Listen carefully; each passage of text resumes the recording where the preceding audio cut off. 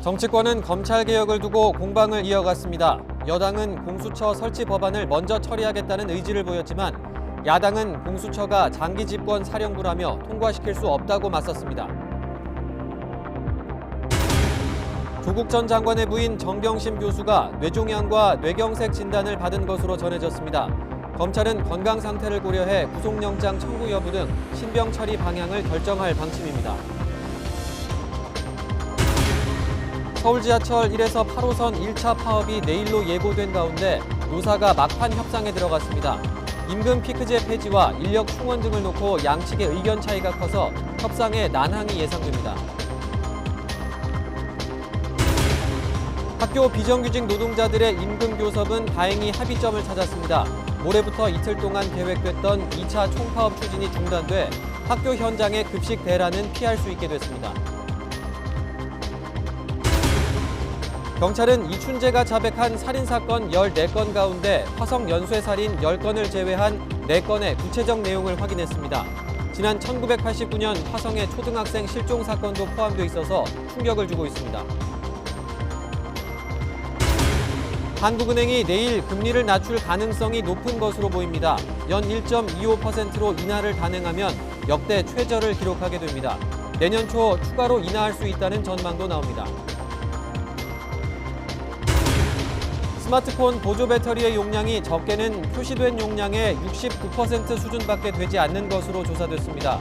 뜨거운 열에 노출되면 폭발하는 제품도 있어서 소비자들의 주의가 필요합니다. 오늘 새벽 설악산에 첫눈이 내렸습니다. 지난해보다 사흘 이른 첫눈입니다. 반짝 쌀쌀했던 날씨는 모레 예년 기온을 되찾아 주말까지 선선한 날씨가 이어질 전망입니다.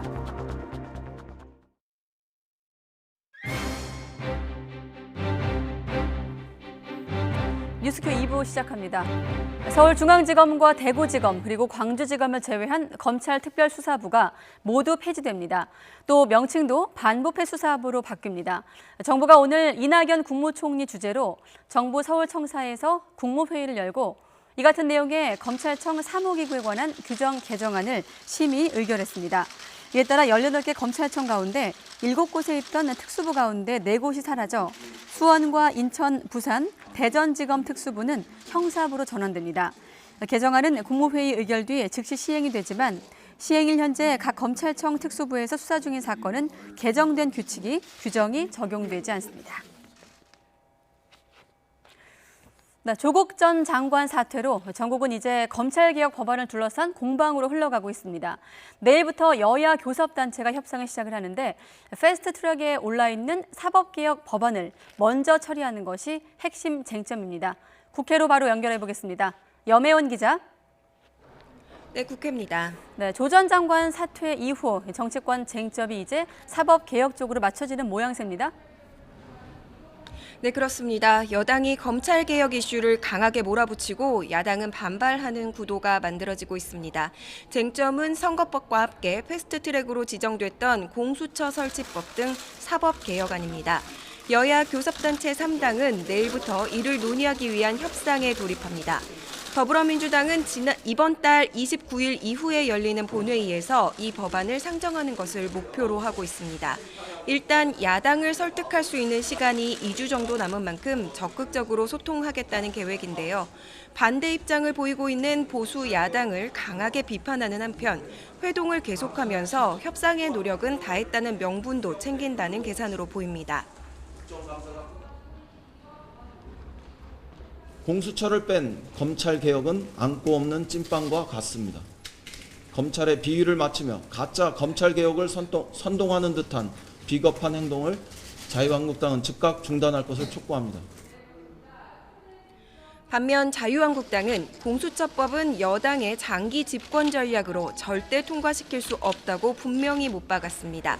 또 정부가 내놓은 특수부 축소를 골자로 하는 검찰 개혁안에 대해서도 나경원 원내대표는 법사위에서 법무부 예규 위반 부분 등을 따져서 처음부터 다시 논의하도록 하겠다고 말했습니다. 지금부터 하나하나 모두 제자리로 돌려놓아야 합니다. 위선과 무능, 독재 열차를 멈춰 세워야 합니다. 장기 집권 사령부, 공수처 절대 불가합니다. 바른미래당도 공수처법 선 처리에 대해서는 한국당과 입장을 같이 하고 있습니다. 오신환 원내대표는 검찰개혁 법안들은 여전히 논의할 과제가 많이 남았기 때문에 민주당이 지지층을 겨냥해서 얼렁뚱땅 처리할 일은 결코 아니라고 주장했습니다. 패스트트랙 지정 당시 합의를 깨고 검찰개혁 법안부터 처리하자는 민주당의 제안은 수용할 수 없는 것입니다. 조국 장관도 퇴진한 마당에 민주당은 더 이상 물타기 할 생각을 말고 이런 가운데 선거법 개정에 앞장섰던 정의당은 한국당을 제외한 여야 4당이 다시 머리를 맞대자고 제안했습니다. 심상정 대표는 검찰개혁에 대한 국민의 열망을 확인한 만큼 이에 대해서도 적극적으로 논의하겠다고 밝혀서 민주당 쪽에 무게를 실었습니다. 네, 그리고 오늘 법무부 국정감사도 열리고 있는데 김오수 차관이 대신 출석해 있죠? 네, 그렇습니다. 법사위 국감은 그야말로 조국 없는 조국 국감이 진행되고 있습니다. 여당은 검찰 개혁의 필요성을 확인하는 질의를 이어가고 있는데요. 이철희 의원은 검찰이 지난 2012년부터 올해 2월까지 이른바 검사 블랙리스트를 작성해 왔다며 법무부에 확인을 요구했습니다. 그러면서 지난 18대 대통령 선거를 6개월 앞두고 리스트 작성이 시작됐던 만큼 검찰의 정치적인 의도가 의심된다고 지적했습니다. 야당은 조 전 장관 일가 수사와 관련된 내용을 집중적으로 묻고 있습니다. 또 검찰개혁위원회의 편향성을 지적하면서 지난 2012년 당시 새누리당에 대한 비난을 적은 황희석 단장의 SNS를 공개하기도 했습니다. 김오수 법무부 차관은 본인도 검사 출신이지만 검찰의 수사권과 기소권을 분리하고 견제기구로서 공수처를 두는 것이 필요하다고 생각한다고 말했습니다. 또 조 전 장관의 의혹과 관련해서는 어제까지 장관으로 모셨던 분에 대해서 이야기하기가 힘들다며 즉답을 피했습니다. 정무위원회에서는 웅동학원의 채권을 가지고 있는 한국자산관리공사 캠코에 대한 감사가 이루어졌는데요. 문창용 사장은 웅동학원 채권은 이자를 포함해서 44억 원이 남았지만 학교 기본재산은 처분이 불가능해서 현재로서는 회수할 뾰족한 방법이 없다고 말해 야당 의원들로부터 질책을 당했습니다. 부산대와 부산대병원에 대한 국감에서는 조 전 장관의 딸이 받은 장학금과 표창장이 도마에 올랐습니다. 부산대 전호환 총장은 표창장의 배점이 20점이었기 때문에 입시에 영향을 줄 수도 있었을 것으로 본다며 장학금 문제는 당시 회의록에도 상당한 우려가 있다는 내용이 담겨 있다고 밝혔습니다. 지금까지 국회에서 YTN 염혜원입니다. 네, 그런가 하면 임명된 지 35일 만에 사퇴한 조국 전 장관은 서울대 법학전문대학원 교수로 복직을 했습니다. 서울대학교는 조국 전 장관의 복직 신청을 받아 오늘 대학본부에서 복직을 처리했다고 밝혔습니다.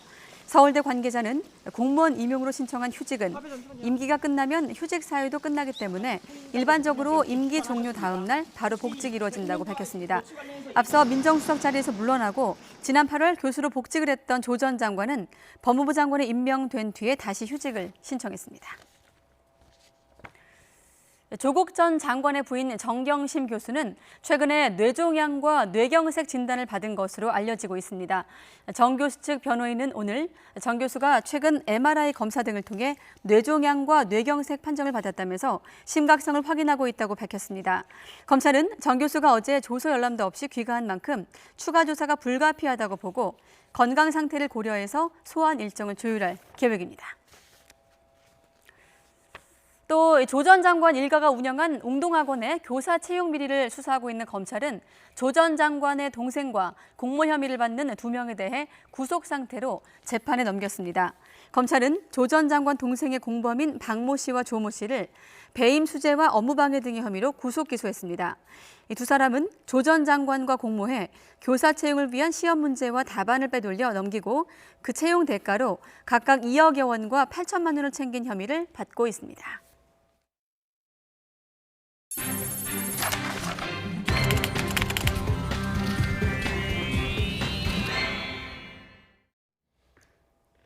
학교 비정규직 노동자들과 교육당국이 6개월 동안 이어온 임금 교섭에서 잠정 합의를 끌어냈습니다. 이번 교섭 타결로 모레부터 이틀간 예고됐던 2차 급식 대란은 피하게 됐습니다. 김종균 기자입니다. 학교 비정규직 노동자들이 임금 교섭 잠정 타결 소식에 단식 농성을 풀었습니다. 17일, 18일 우려했던 2차 급식 대란도 피하게 됐습니다. 노조는 큰 틀의 합의를 실의로 지키고 공정임금 실현을 다음 과제로 나가고자 집단 단식을 해단하고 2차 총파업 중단 입장을 밝힌다. 양측은 기본급 1.8% 인상에 합의했습니다. 애초 5% 이상 기본급 인상을 주장하던 학교 비정규직 연대회의가 당국의 요구를 수용했습니다. 교통비는 6만 원에서 10만 원으로 올리되 기본급에 넣기로 결정했습니다. 막판까지 진통을 겪었던 근속수당은 현재 32,500원에서 올해 1,500원, 내년에 1,000원 올리기로 했습니다. 연대회의는 5,000원 인상, 당국은 동결하자고 주장하다 중간에서 접점을 찾았습니다. 회견에 앞서 농성장을 찾은 유원회 부총리 겸 교육부 장관은 이들을 위로했습니다. 이제 이런 악순환이 정말 반복되지 않도록 저희가 이제 이번에 범정부 차원의 공무직 관련한 노사정 협의체를 구성해서 그 협의체에 노사정이 합의안을 만들 수 있도록. 양측은 집단 교섭 대표 교육청인 광주시교육청 주관으로 다음 주 초 협약 체결식을 열 예정입니다. YTN 김종길입니다. 서울 지하철 1호선에서 8호선을 담당하는 서울교통공사 노조의 총파업이 내일로 다가온 가운데 막판 노사 협상이 진행되고 있습니다. 임금 피크제 폐지와 인력 충원 등이 쟁점인데 합의에 난항이 예상됩니다. 보도에 이상순 기자입니다. 파업의 갈림길에서 서울 지하철 노사가 만났습니다. 파업 직전에 막판 본교섭입니다. 노조의 요구는 크게 세 가지. 임금 피크제 폐지와 안전인력 충원, 4조 2교대제 근무 확정입니다. 관철되지 않으면 앞으로 3일간은 1차 총파업을, 11월에는 전면 파업에 돌입할 예정입니다. 사측인 서울교통공사와 행정안전부 서울시는 인력 충원 등에 대해선 다소 유연한 입장입니다. 하지만 최대 쟁점은 만 58세와 59세에 임금을 각각 10%와 20%씩 감액하는 임금 피크제입니다. 노조는 폐지를 요구하고 있습니다. 사측이 임금 피크제로 생긴 여유 재원을 신규 채용 직원의 인건비로 쓰고 모자라면 총 인건비에서 충당하면서 기존 직원들이 이중으로 피해를 본다는 겁니다. 하지만 행정안전부의 지방공기업 운영 지침에 따라 임금 피크제를 운영하는 사측은 난색입니다. 협상이 끝내 결렬되면 기관사는 아침 6시 반부터, 나머지 조합원은 9시부터 파업에 들어갑니다. 이럴 경우 지하철 운행률은 1호선에서 4호선은 평일 기준 66%, 휴일은 50%, 5호선에서 8호선은 평일 78%, 휴일 68%로 운행률이 떨어질 전망입니다. 서울시는 출근 시간대에는 평시 100% 수준을 유지할 계획이지만 출근 시간 이외에는 시내버스를 증차하는 등 비상수송 대책을 마련하고 있습니다. YTN 이상수입니다. 한국은행이 내일 금융통화위원회를 열어서 기준금리를 결정합니다. 시장에서는 금리 인하를 기정사실로 받아들이는 분위기인데요. 실제로 금리가 내려갈 경우 기준금리는 역대 최저 수준을 기록하게 되는데 내년 추가 인하 전망도 나오고 있습니다. 조태현 기자입니다. 마이너스를 기록한 지난달 소비자 물가 상승률. 0%를 나타낸 8월 상승률이 반올림 전에는 마이너스였다는 점을 고려하면 사상 초유로 2달 연속 소비자 물가가 역성장한 겁니다. 물가 안정을 목표로 설립된 한국은행의 입장에선 발등에 불이 떨어진 셈입니다. 지난 7월 올해 성장률 전망치를 2.5%에서 2.2%로 크게 낮추면서 전격적으로 기준금리를 인하했지만 성장세와 물가 상승 압력이 당초 예상보다 약할 것으로 전망됨에 따라 경기 회복을 뒷받침할 필요성이 커졌다고 판단되어 기준금리를 0.25%포인트 인하하기로 결정하였습니다. 경기 회복에 조짐을 찾기 어려운 건 물론이고 지속적인 물가 하락을 말하는 디플레이션 우려마저 한층 커졌기 때문입니다. 민간 영역이 경제를 바라보는 시선도 여전히 비관적입니다. 특히 투자와 고용을 책임질 기업의 체감 경기는 기준치를 크게 밑돌고 있습니다. 정부는 경제 위기와 디플레이션 가능성을 모두 부정하고 있지만 현재 경제 상황을 볼 때 내일 한국은행 금융통화위원회에서 기준금리를 낮출 수밖에 없을 것이란 전망이 힘을 얻고 있습니다. 올해에 비해서 내년에 경기가 크게 회복되지 못하거나 도리어 어려워질 가능성도 높아지고 있음을 감안해서 한국은행이 이번 10월 금통위에서 한 차례 정도 더 금리를 인하할 가능성이 높은 것으로 판단됩니다. 한국은행이 이번에 금리를 낮추면 기준금리는 연 1.25%가 됩니다. 이는 우리나라 역대 최저금리입니다. 여기에 더해 한국은행이 경기 상황을 지켜보다 내년 초쯤 금리를 연 1%까지 추가로 낮출 가능성이 있다는 전망도 나오고 있습니다. YTN 조태현입니다. 스마트폰 오래 쓰려고 보조 배터리 함께 쓰시는 분들 많죠. 시중 보조 배터리 제품들을 조사해봤더니 실제 사용할 수 있는 용량이 표시된 양의 80% 수준에 불과한 것으로 나타났습니다. 또 열에 노출되면 폭발하는 제품도 있었습니다. 박소정 기자가 취재했습니다. 최근 출시되는 스마트폰은 대부분 배터리 일체형이라 갈아 끼울 수 없어 통째로 충전해야 합니다. 그러다 보니 보조 배터리를 가지고 다니면서 수시로 충전하는 사람이 적지 않습니다. 저는 평소에 맛집을 많이 검색해보고 또 셀카를 많이 찍는 편이어서 항상 배터리가 부족하다고 느껴서 항상 보조 배터리를 소지하고 다닙니다. 그런데 보조 배터리로 스마트폰을 충전할 때 실제 사용할 수 있는 용량, 즉 방전 용량을 따져봤더니 업체에서 표시한 그대로 나오는 제품은 하나도 없었습니다. 소비자들이 많이 쓰는 제품 7가지를 골라 비교 실험한 결과입니다. 코끼리 제품만 방전 용량 90%를 넘었고 대부분 80% 안팎이었는데 69%로 미흡한 제품도 있었습니다. 배터리 수명은 6가지 제품이 비슷했는데 300차례 충전 방전을 반복했을 때 94% 이상 용량이 유지됐습니다. 그러나 한 제품은 절반 이하로 뚝 떨어졌습니다. 고온에서 폭발해 위험한 제품도 있었습니다. 아이리버 보조 배터리는 130도에 12분 이상 노출하자 불이 붙었습니다. 바람이 폭발이 발생되어 한국 산업표준 및 국제표준 IC 기준에 충족하지 못하는 것으로 나타났습니다. 자발적 회수 및 판매 중지 계획을 알려왔습니다. 소비자원은 보조 배터리를 전열기구 근처 같은 고온 환경에 두지 말고 반려동물이 물어뜯지 않도록 해야 한다고 당부했습니다. 또 충전 케이블이나 단자가 휘어져도 합선될 수 있는 만큼 새 것으로 바꿔 쓰라고 조언했습니다. YTN 박소정입니다. 아프리카 돼지열병으로 살처분된 돼지가 15만 마리를 넘어섰는데요. 피해 농가에 대한 지원책도 고민이 필요한 부분입니다. 특히 돼지를 키우지 못하는 기간에 지원하는 생계 안정 자금을 두고 농가의 불만이 크다고 하는데요. 류재복 기자가 취재했습니다. 농장에서 돼지를 살처분한 뒤 다시 키우려면 시간이 필요합니다. 아프리카 돼지열병 발생 농가는 이동 제한이 풀린 뒤 40일, 그리고 시험 사육 기간 60일이 지나야 합니다. 발병하지 않은 곳은 40일이 지난 뒤 재입식이 가능합니다. 이 기간 생계에 필요한 자금 지원은 법에 정해져 있습니다. 길게는 6달, 지원 금액은 축산농가 평균 가계비를 고려해서 한 달 최대 337만 원입니다. 하지만 돼지농가는 턱없이 부족하다고 주장합니다. 돼지를 길러 출하할 때까지 적어도 1년은 필요하다는 것입니다.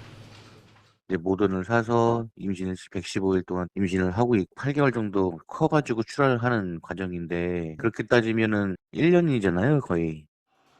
돼지 농가의 불만과 항의가 잇따르자 정부도 지원 기간 연장을 고심하고 있습니다. 재입식이 6개월보다 늦어질 경우에는 지원 기간 연장 방안을 적극 검토하여 농가의 피해를 최소화하겠습니다. 지원 기간을 늘리기 위해서는 시행령을 손봐야 합니다. 정부는 이 밖에 돼지 농가가 부담스러워하는 사료 구매 자금이나 시설 자금 등의 상환을 늦추고 이자도 줄여주는 방안을 검토하기로 했습니다. YTN 유재복입니다. 네, 화성 연쇄 살인 사건을 수사하고 있는 경찰이 이춘재가 자백을 한 14건의 살인 가운데 화성 사건 외에도 4건의 구체적인 내용을 확인했습니다. 그 가운데에는 지난 1989년, 30년 전이죠. 화성에서 발생했던 초등학생 실종 사건도 포함되어 있습니다.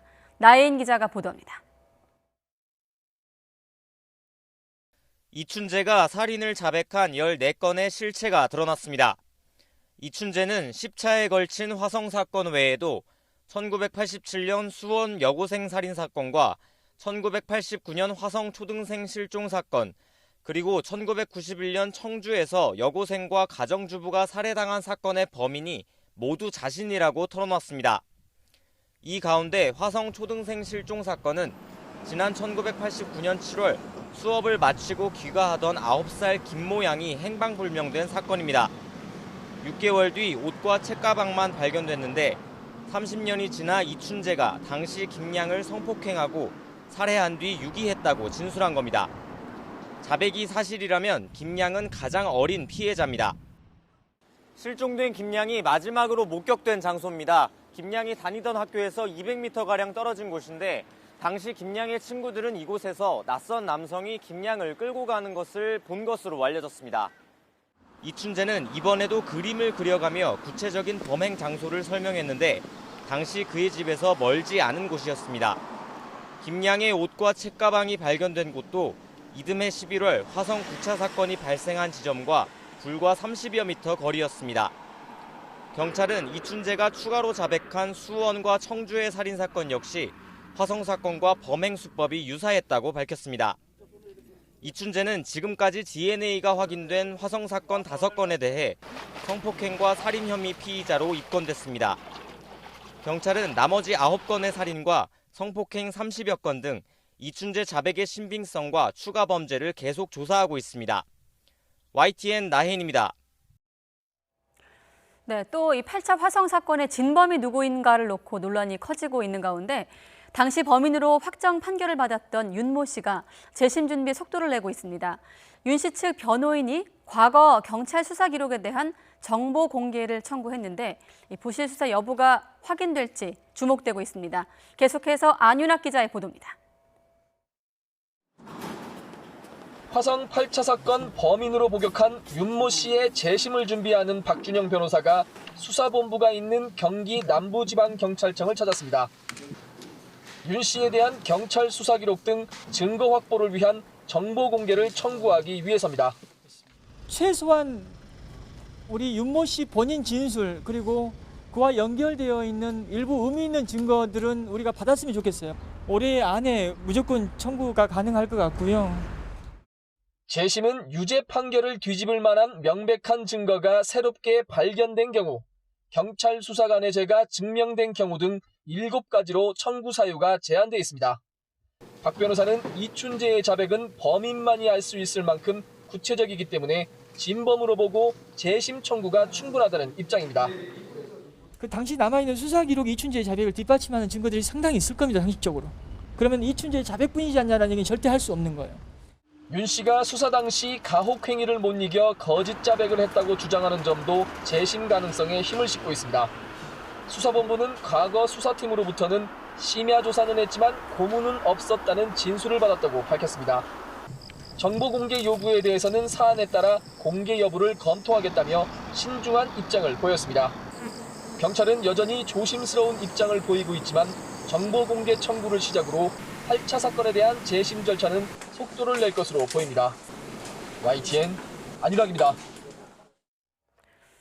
네, 앞서 스튜디오에서 취재기자가 스마트폰을 통해서 직접 내용을 확인해줬고 또 다시 그 내용을 추가로 확인해주기로 했었는데 29년 만에 평양 원정으로 관심을 끌었던 남북 축구 대결 결국 무관중 경기로 시작이 됐다는 소식입니다.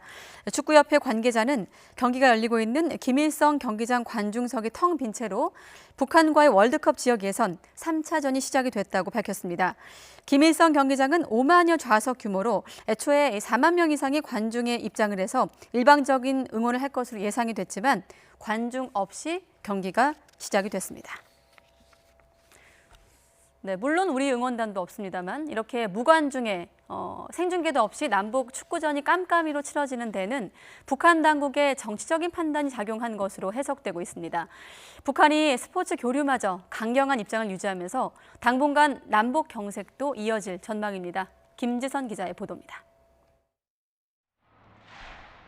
우리 대표팀의 평양 원정 경기 확정 이후 정부와 대한축구협회는 응원단과 취재진 파견, 국내 생중계 문제를 수차례 북한에 제안했습니다.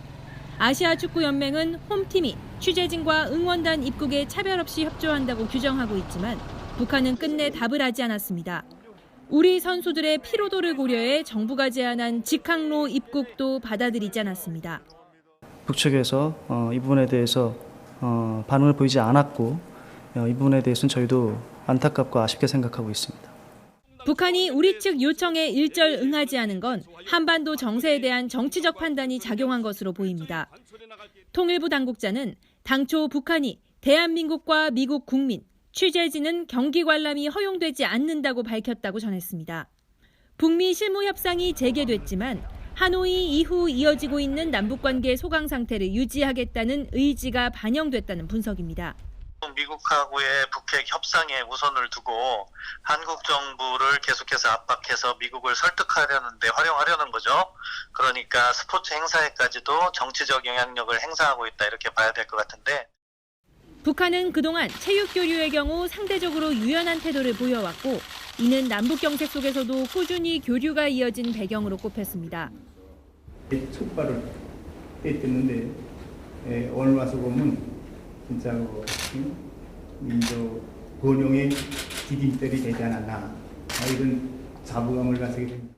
하지만 남북 대결 속에서도 꽃을 피워온 스포츠 교류에마저 북한이 강경한 입장을 보이면서 남북 간 신뢰 회복도 한 걸음 멀어졌습니다. YTN 김지선입니다. 우리나라와 일본이 내일 서울에서 외교 당국 국장 간의 협의를 진행합니다.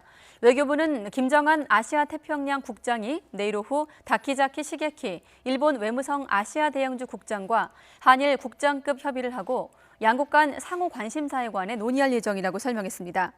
김 국장과 다키자키 국장은 우리 대법원의 강제징용 판결과 일본 정부의 보복성 수출 규제 조치 등에 대해 논의하는 동시에 오는 20일 나루히토 일왕 즉위식에 참석하게 되는 이낙연 총리의 일정과 의제 등에 대해서도 협의할 전망입니다. 지난달엔 김 국장이 도쿄를 방문하는 등 두 나라는 국장급 협의를 양국을 오가면서 되도록 한 달에 한 번은 개최하겠다는 방침을 유지하고 있습니다. 제자를 상습적으로 때리고 성추행해서 자격정지 징계를 받았던 검도 지도자가 검도관을 운영하고 있어서 논란입니다. 자격이 정지됐는데 어떻게 관장 자격으로 검도관을 운영할 수 있는 걸까요? 이상곤 기자가 취재했습니다. 대법원은 지난 1월 충남의 한 고등학교 검도부 코치였던 강모 씨에게 징역 2년 6개월에 집행유예 4년형을 확정했습니다. 제자들을 상습적으로 때리고 성추행한 사실이 유죄로 인정된 겁니다. 이후 충남 검도회가 스포츠 공정위원회를 열고 강 씨에 대해 자격정지 3년의 징계를 내렸습니다. 하지만 사업자 등록은 유지돼 강 씨는 여전히 관장으로 검도관을 운영하고 있습니다. 특히 강 씨가 검도를 가르치는 장면이 담긴 영상과 사진 등이 확인되면서 몰래 지도 활동을 하고 있다는 주장이 제기됐습니다. 자격정지를 맞은 사람이 도장에서 아이들을 가르치고 어른을 지도한다는 그 자체가 잘못된 거죠. 또 제2의, 제3의 피해자가 나올까 두려워서. 강 씨는 오히려 억울하다는 반응입니다. 법원 판결에서 취업 제한 명령을 받은 것도 아니고 지도사범을 위축해 검도관 운영에는 문제가 없다고 말했습니다. 또 관원들을 지도했다는 주장에 대해서는 개인적으로 운동한 것이라고 해명했습니다. 대한검도회는 자격정지 처분이 검도 유단자가 승급심사와 심판활동을 할 수 없도록 하는 건 맞지만 지도행위에 대한 판단 기준은 모호하다고 밝혔습니다. 피해자는 불안감을 호소합니다. 재판에 나섰던 증인과 피해자 아버지는 강 씨로부터 협박성 메시지를 받았고 허술한 징계로 강 씨가 여전히 실력 행사를 하고 있다고 주장했습니다. 제 가족이나 제가 사랑하고 아끼는 사람들한테까지 피해갈까 봐 그게 걱정이죠. 심적으로 좀 많이 불안하죠, 현재. 자격정지 명령이 내려졌어도 도장은 운영할 수 있는 허술한 징계에 피해자만 고통받고 있습니다. YTN 이상곤입니다. 한강 둔치에서 영아 시신이 발견돼 경찰이 수사에 나섰습니다. 어젯밤 9시 50분쯤 신고를 받고 출동한 119 순환구조대는 서울 잠실 한강공원에서 숨진 영아 시신을 발견했습니다. 경찰은 아직 실종이나 유기 여부를 단정할 수 없다며 이르면 내일쯤 부검을 의뢰해 사망 원인을 파악할 예정입니다. 무면허 음주운전 사고를 내고 도망치다가 또 다른 사고를 내서 택시 승객을 숨지게 한 20대가 구속됐습니다. 인천 남동경찰서는 음주운전과 위험운전 치사상 등의 혐의로 27살 A씨를 구속했습니다. A씨는 지난 12일 새벽 3시 20분쯤 인천시 구월동에서 음주운전으로 오토바이를 들이받고 도주하던 중 택시를 들이받아 60대 승객을 숨지게 한 혐의를 받고 있습니다. 버닝썬 사건을 보강 수사하는 검찰이 경찰의 부실 수사 의혹을 확인하기 위해 경찰청과 서울수서경찰서를 추가로 압수수색했습니다. 서울중앙지검 형사 3부는 오늘 서울 미근동 경찰청과 수서경찰서에 검사와 수사관을 보내 이른바 경찰총장으로 알려진 윤모 총경에 관한 수사 자료를 확보했습니다. 앞서 경찰은 버닝썬 사건을 수사한 뒤 윤 총경을 직권남용 혐의로만 기소 의견으로 검찰에 송치해 부실 수사 의혹이 제기됐습니다. 그러나 사건이 검찰에 넘겨진 이후 윤 총경은 수사 무마를 대가로 수천만 원대 주식을 챙기고 증거 인멸을 시도한 혐의 등으로 구속됐습니다. 오늘 낮 12시 50분쯤 세종시에 있는 초등학교 교실에 괴한이 침입해 6학년 남학생을 다치게 하고 달아났다는 신고가 경찰에 접수됐습니다. 피해 학생은 괴한이 휘두른 흉기에 팔을 긁혔다고 경찰에 말했습니다. 경찰은 괴한을 찾기 위해 학교 CCTV 영상을 분석하고 목격자가 있는지 확인하고 있습니다.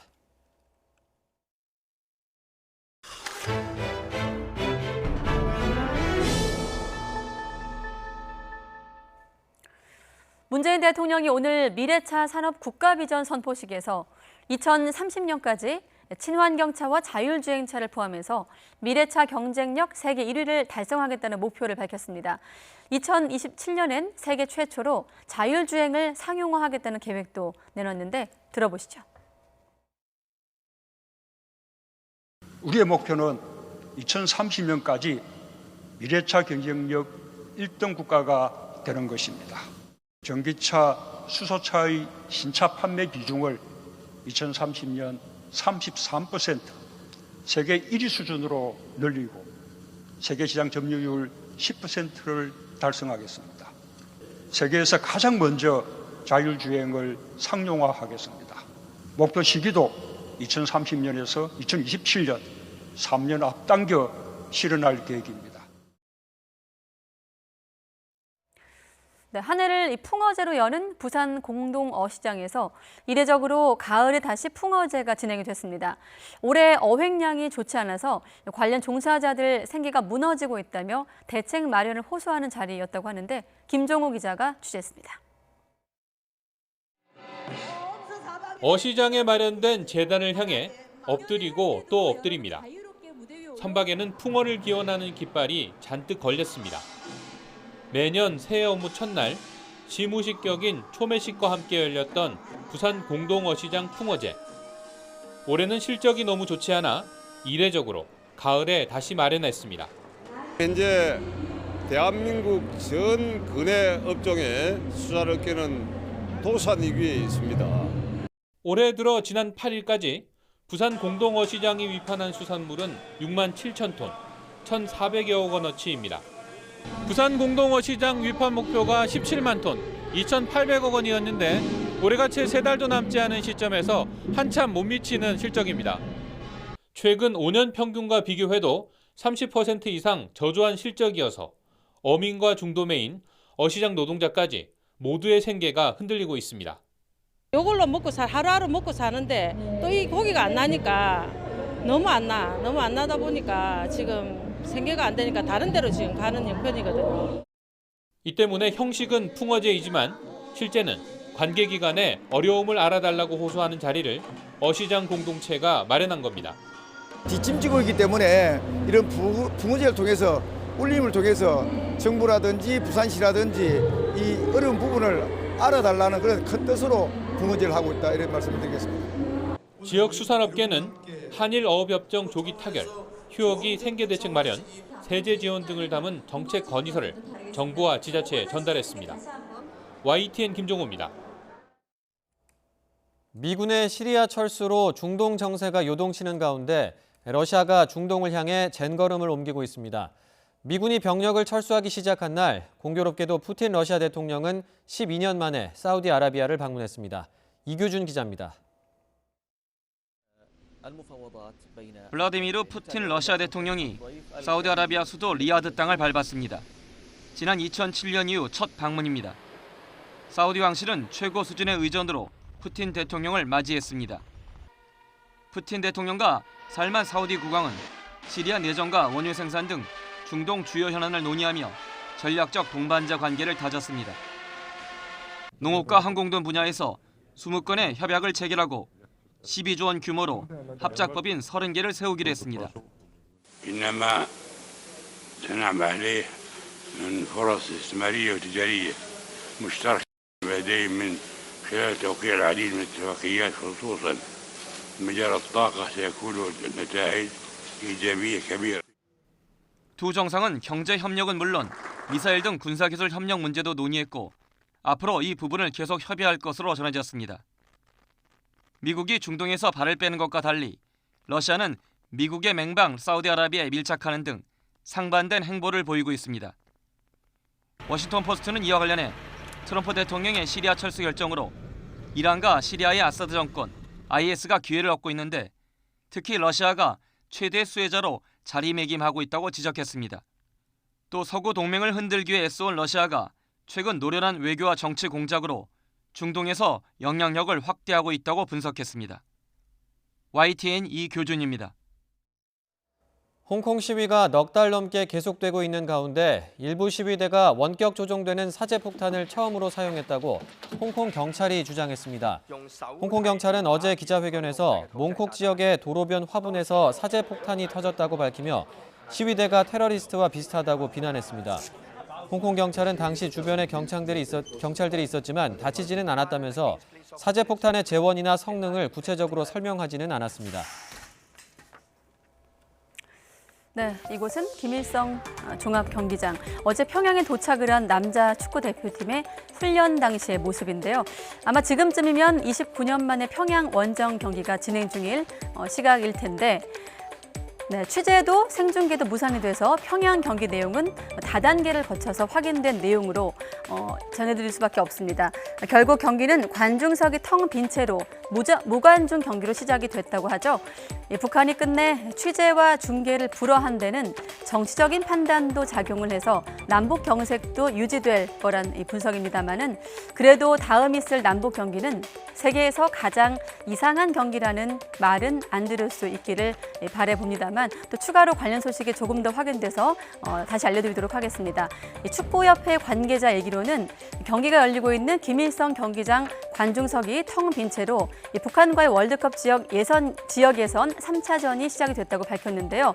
추가된 내용은 바로 이런 내용입니다. 남북 선수 사이에 팽팽한 긴장감으로 한 차례 충돌이 있었고 이에 따라 경기 감독관이 안전 요원을 대기시켰다고 경기 상황을 설명을 했습니다.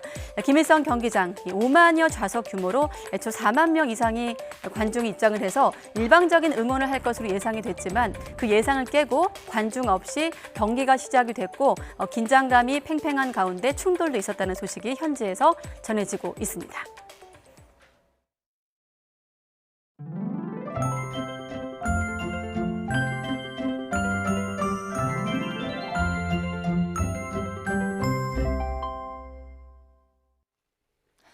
아침에는 때이른 추위가 말썽을 부렸지만 낮 동안 하늘에는 쾌청함이 가득했습니다.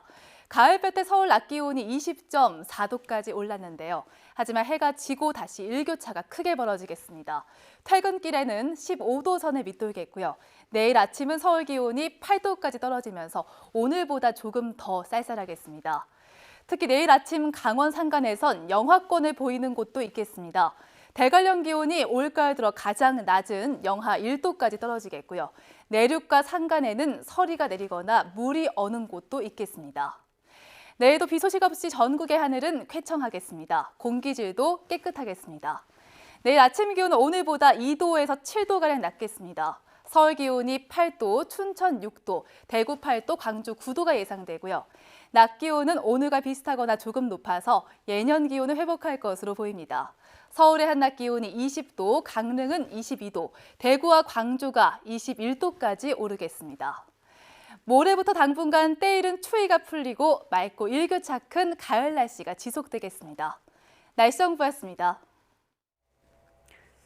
네, 예정대로라면 아직 전반전이 진행 중인 상황인데 평양 원정 경기 소식은 들어오는 대로 계속 전해드리도록 하겠습니다. 네, 뉴스큐 마칩니다. 시청해주신 여러분 고맙습니다.